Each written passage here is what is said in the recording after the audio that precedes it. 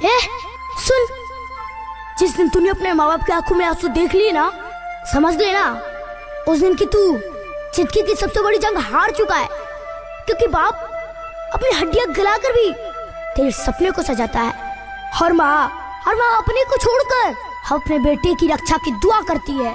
अरे मेरे दोस्त, लेकिन जब एक औलाद अपने माँ बाप से मुंह फेर लेती है ना, तो माँ बाप का रूह जीते जी कांप उठता है। याद रखना, पैसा दोबारा आ सकता है, नाम दोबारा बन सकता है, लेकिन माँ बाप दोबारा नहीं मिलते।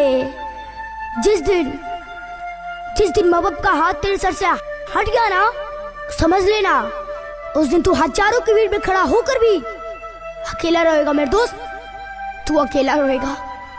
अगर आप भी अपने बाप से सच्चा प्यार करते हैं तो अपने माँ बाप की कसम इस वीडियो को लाइक करके शेयर जरूर करना।